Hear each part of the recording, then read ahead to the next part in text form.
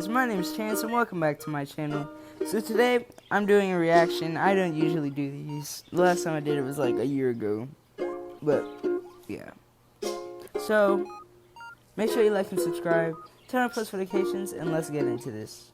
And while we do that, can we read this title together? My stepfather got me pregnant 5 times. 5 babies.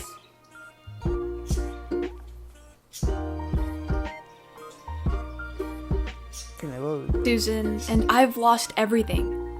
My whole world fell apart. It's a bit of a long story, but I'll do my best to keep it kind of brief and summarize everything that has happened. I'll start from the very beginning, when my dad died. My dad died when my mom was pregnant with me. It was a sudden death. No one had expected it at all. He woke up that morning fine, and by night, he was gone. Then my mom gave birth to me. She was so happy, life was great, and the future looked promising. After that, my mom met my stepdad, David, when I was 14. His car broke down and he had to hitchhike. My mom picked him up and they exchanged numbers. She low-key could've got, like, killed. When I grow up, I'm not picking up hitchhikers. If you watch American Horror Story, you'd agree with me, because that show mess you up. So, no, I'm not picking up any type of hitchhikers. They started seeing each other after that, and stayed pretty much together. 1 year later, they got married. My stepfather was a weird guy. He was always rather twitchy, and his eyes would jerk strangely when he looked at me, like he was paranoid or something. One night, he entered my room without knocking or anything. I asked him if he needed anything. He sat down on the bed with me and told me he liked me. Then he said he only felt that way because I'm his first daddy's girl. Bruh. He literally is married to the mother. Married. Signed a contract to marriage. Anyhow. He said he liked me, as in, I want to kiss you. You were cute. Then he told me it wasn't in a sexual way, that he just wanted to kiss me. But he realized it was only because I was his first daddy's girl. I didn't sleep that night, and I was thinking about telling my mom, but I was afraid she didn't believe me. The other night, he started talking about how he would give me my— Let's admire the birds. You guys be quiet. The birds. They're making a ruckus. Hey. Guys. I'm about to spook them. Watch. Boom. The birds.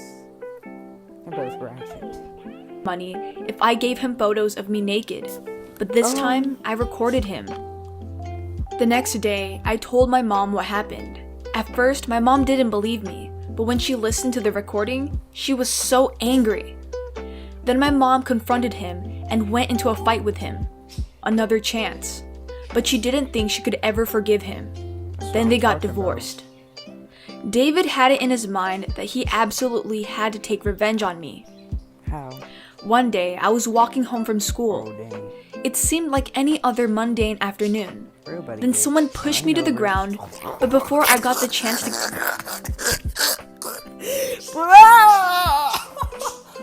Bro, girl really got stomped. Like, bruh, girl really got stomped. Get back up, he handcuffed me. I started screaming for help, but no one was around. I struggled to free myself, but my kidnapper was so strong he wouldn't let me go. Then he dragged me into a minivan and closed the door behind.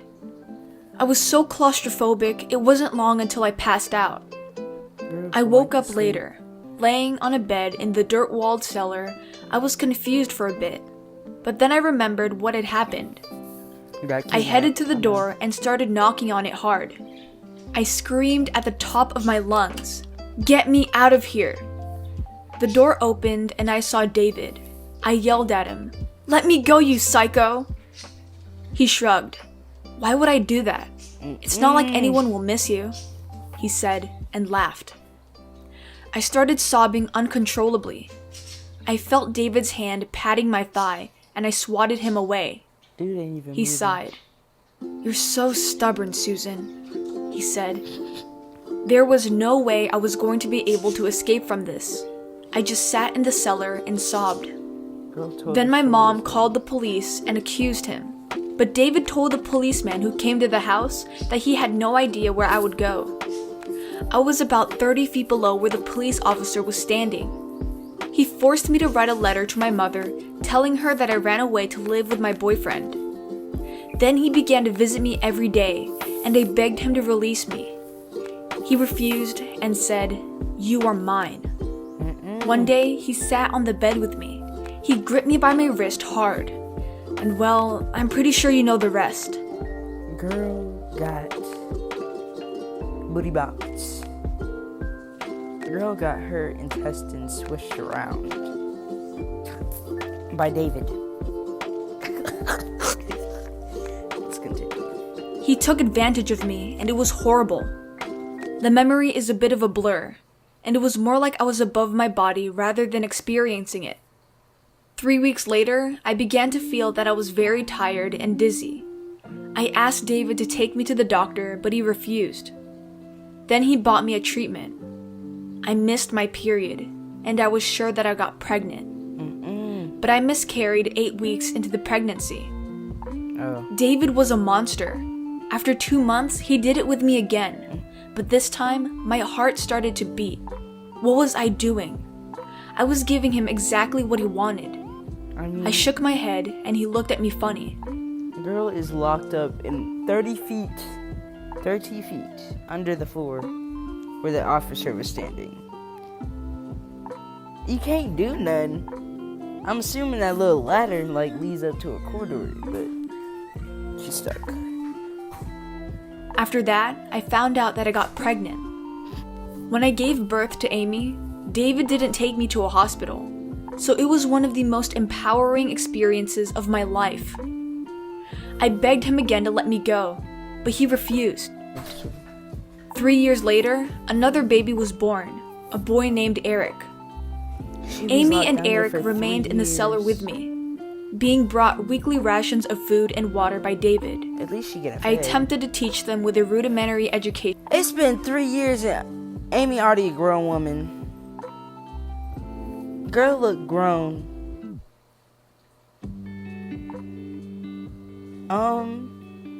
Where's she getting earrings from? Never mind. Let's continue. I had, and give them the most normal life I could under the horrific circumstances. I gave birth to 2 other babies, Laura and Alice. My daughter Aime always asked me why we weren't allowed to go out. I told her that I had a plan, and if it succeeded, we would go out from here. She said, "What is the plan?" I told her, "You will act as if you couldn't move and are very ill, and David will take you to the hospital. Then you will run away from him and go to the police and tell them what David did to me." David finna leave her to die. David then got old. It's 5 of them. They could beat him up. Literally all you have to do is kick his hip. It's fragile. It'll crack in 8 different spots. So, y'all need to man up. Beat him up. They're weak. We started to implement it. Aime pretended she was so ill, and I begged him to allow her to go to the hospital. No. He agreed to take her to the hospital. When they arrived, Aime ran away from him. He looked for her, but he couldn't catch her. Aime went to the police and explained that David imprisoned us in a cellar. David came back home to take us and run away, but the police had arrived and arrested him that night. Then David claimed that his behavior toward me did not constitute as rape, but was consensual. Regarding his treatment of me and my children in the cellar, he explained that he brought flowers for me and books and toys for the children in the cellar, and often watched videos with the children and ate meals with me and the children. I explained that David kept me in a basement and that I bore 4 children, and he would come down during the night and then took advantage of me. I also explained that he'd been abusing me ever since I was 15. Authorities released The girl been getting raped her whole life. Like, she got 5 kids. an indictment against him and faced between 10 years and life imprisonment. I came back to my mother. She cried and hugged me and said, Got old. "Thank God. I didn't expect that I would meet you again." After that, she apologized about what happened to me. She thought that she caused it. I saw the genuine regret on my mother's face. And I said, "Stop being so hard on yourself. You haven't committed a crime against me." My mom has helped me to overcome the traumas of my past. She helped me to make friends with people that have given me renewed strength in my journey towards normality. I lost. You get to the end, like, all the mama had to say to her daughter being locked up since she was 16, had 5 kids with her ex-husband.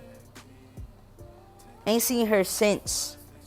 They meet up. Hey, hi. I didn't think I'd see you. Well, you do. So. Bruh. The best years of my life in that cellar, so I was determined to make every day remaining to me to be filled with activity. At the moment, I'm working to compensate my children for what I've been deprived of in my life. We plan a day out each month. Once a month, go out on a field trip or picnic. And every year, plan a vacation to a place where we've never been before. Traveling and visiting places can be great fun and is a fantastic way to spend some quality time together. Okay, shut up. Anyhow, thank you guys for watching. Make sure you like and subscribe, turn on post notifications, and what you learned from today is that you should never trust hitchhikers. Love you guys.